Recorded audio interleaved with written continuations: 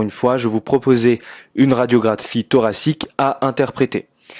Alors, lorsque l'on regarde cette radiographie, il peut paraître évident pour certains, mais peu pour d'autres, qu'il y avait une anomalie à reconnaître, parce que lorsque l'on regarde une radiographie de manière générale, on s'attarde essentiellement sur les parenchymes pulmonaires.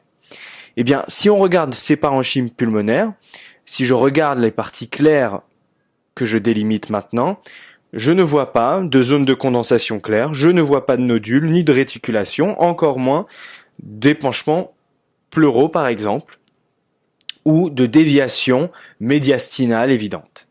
Par contre, ce qui est important de comprendre, c'est que normalement, si je connais mes bordures ainsi que mes lignes médiastinales, je peux rapidement voir qu'il y a une ligne médiastinale qui ne devrait pas être présente. Laquelle?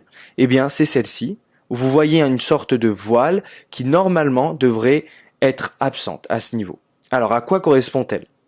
Eh bien, elle correspond ici à ce diagnostic très particulier d'atelectasie du lobe inférieur droit. Reprenons ensemble les signes. Signes directs, on avait déjà dit opacité. Les signes indirects qui font partie du syndrome d'attraction.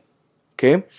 Donc, on a un syndrome d'attraction et en ce qui concerne le lobe inférieur droit, cela va se caractériser par le fait que le collapsus, et ça c'est très important de le comprendre, c'est que ce collapsus va se faire de manière médiale et inférieure.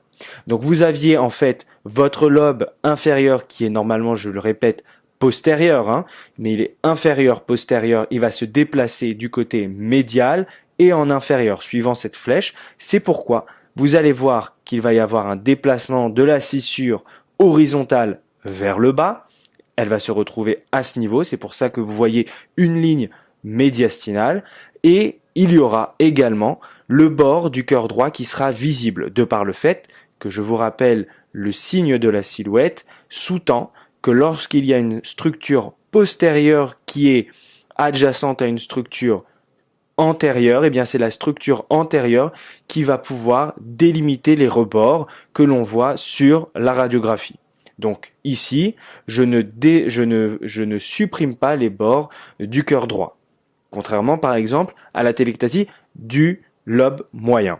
Ensuite, le déplacement du île va se faire vers le bas, évidemment, on va attirer vers le bas le île, ainsi que la trachée. Vous voyez, la trachée est assez déviée vers le bas ainsi que vers le côté homolatéral de la téléctasie. On peut voir certaines fois une élévation du diaphragme, de l'hémidiaphragme correspondant, et généralement on voit une hyperclarté compensatrice du poumon homolatéral.